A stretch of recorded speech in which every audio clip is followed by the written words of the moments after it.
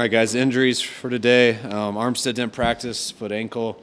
Danny Gray was limited ankle. Samson, quad and Achilles didn't practice. Trent and Bosa, not injury related, but didn't practice. And Charvarius Ward had a personal matter, didn't practice. Go ahead. Is there any concern about Ward? No, it's all good. Let's ask about that weather. You're not playing this kind of weather on Monday night, so how do you balance out the advantage of the elevation with the disadvantage of practicing in climate that you won't be experiencing? I don't see any. Nothing's changed yet. So, the cold's kind of a pain, and I don't like being cold, but, it hasn't changed anything with the practices. So, it's been no different so far. So, it's been all about the altitude, which they say helps us, so hopefully that will. I do think it's supposed to snow tonight, so that could change some stuff up tomorrow. The only thing I think it will possibly change, we just might go indoors. So, we're not missing anything any different. So was that like indoors or just maybe tomorrow? No, as long as you drive, we're not worried about the cold. It's about the field. And if it snows and stuff and there's something issue with the field, then we'll go inside. But we're not going to go practice on turf because we're cold. We're going to go practice on turf because the field's not safe. If you go inside to practice, would you scale things back? I doubt it. Yeah. Was there any effect of the altitude today, just in how guys were feeling out there? You can ask them. There's breaks. You don't go. It's not like a game, and I was good. I didn't get tired calling plays, but I think the guys were fine. And Eric made the trip, but Javon didn't. Yes. And that's because of the swelling concerns. Yes. Yeah. Kind of cool for you, Coach, to be back in Colorado again this year. I know you were here week 3 of Denver, but now in Springs. With your dad, all the history there, is it kind of cool for you? I kept calling it Denver, and the players reminded me this isn't Denver. It's a lot farther away. But I like being by the mountains. It's been a while since I've been by the mountains. I didn't come up to Colorado Springs very much, but I don't love the cold that much, but I love the weather out here. I like being by the mountains, seeing it, and but the main thing is just getting used to the altitude. I remember when I'd come back from college and stuff, and how hard it'd be for me doing the workouts and stuff. And so to be here and Monday just going to a place that's I think like 2,000 feet higher. Glad we're here. What caught your attention first? Was it the altitude or the snow, the weather? What caught my attention first was the weather. And I know here usually it's about this time of year. It's like 50, feels cold. When Bosa told me it might be 9, the cold front's a little bit off. So we'll see tomorrow how it goes. There's a viral video going around this week of Trent Williams allegedly tipping plays with his stance, even stance run, stagger stance pass. Is this something the coaching staff is aware of and okay with? And if so, why is it no big deal? Oh, it definitely would be a big deal, but I don't study your viral videos. Or whoever's. So we're pretty good with Trent. So. Coach, it was right around this time last year, right around week 10 or 11, where we saw this team go on a run, winning 7 of the last 9 games, taking you all the way to the postseason. Are you getting that same sense and that feeling, especially when arguably it's an even stronger team this year on both sides of the ball? I don't think we're there yet, but I feel that the key is to get better. And I think we had, in the beginning of the year, I think we were consistent. I think we had times. It wasn't just game to game, but it was kind of quarter to quarter. I do feel in these last few weeks, each week we are getting a little bit better. And that's kind of the goal, to get better. The more you practice, the more you play together. And as this all goes, and you're going to have some guys in, some guys out. Hopefully you always get more guys back. But this is usually where the real football happens. And I'm glad that we're going that direction instead of the other. Coach, was it just the effort? They're still going to run a similar offense with both. So you still got schematically got to be ready. There's definitely some different skill sets and stuff, but we saw both last year. So our defense knows from going against both of them, they're both a problem, and you got to be ready for both. Was that the plan going in with Samson being out? We knew he was going to play more. You always would like to rotate him more, but that's one of the reasons we took care of him today. Kyle, Jordan Willis, he was, I think, kind of an afterthought with all these guys coming back, but he looked pretty impressive. Were you surprised that, in his first game action, how he played? When a guy's not on the field for a while, they're healthy when they return, but you never know what kind of football shape they're going to be in. And just watching him Wednesday and Thursday and Friday didn't surprise us because he looked great. Looked how he did last year back in training camp. And then we knew that when Samson went down that he was going to get more reps. So he got a few more opportunities with that, and he was ready for it, so we needed it.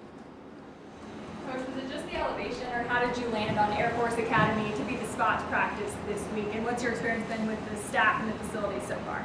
Yeah, it was just elevation. I mean, just when this came on our schedule a while ago, I always get suggestions by people, and all our guys were suggesting this, and I talked to a few coaches who had done this in the past. I know New England has, and I know Anthony Lynn did with the Chargers. So that was the main reason, and just, I always heard about, I always call it the Broadmoor growing up.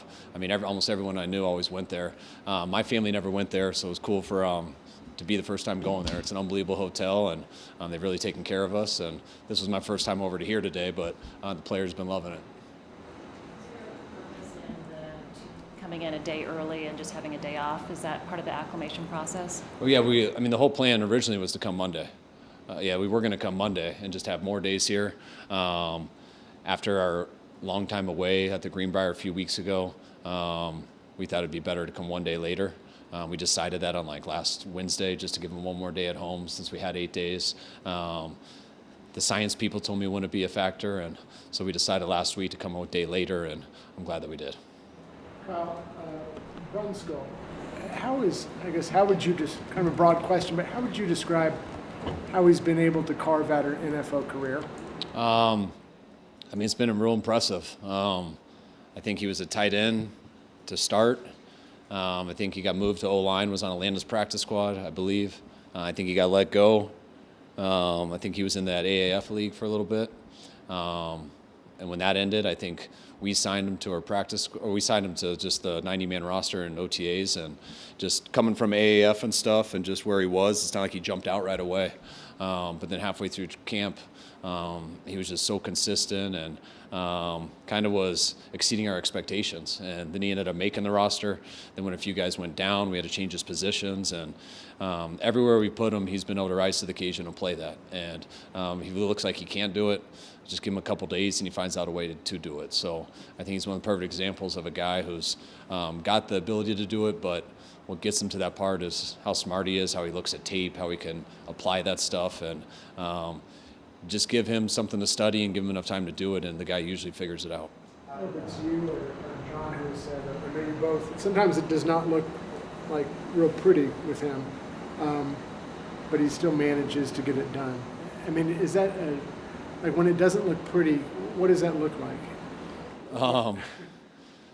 O-line I think is tough for, if you don't just live in the world of watching the end zone copy only and just focusing just on that and never watching the football, it's really tough to evaluate an O-lineman. So when you have someone like Trent, a lot of people are going to notice him because he can do some highlights and things like that, but there's not many people who can make highlights like that. Outside of people like that, I like offensive linemen that I don't say their name one time in the entire game. Not like, oh my God, did you just see him kill him? Or, oh my God, who the heck just missed the 3 technique? And it's about staying in front of people and being consistent so you can survive every play, so you have a chance to get the ball to your playmakers. When you get some guys like Dan and stuff, he might not have a ton of highlights. There's not going to be many times in the game where the quarterback just gets drilled right away or there's a tackle for loss in the backfield because someone just completely whiffed. So extremely consistent. And when it comes to a lineman, you take that a lot more over people who touch the ball. People who touch the ball, some inconsistencies you can deal with as long as they make plays. But O-line, you want consistency over making plays.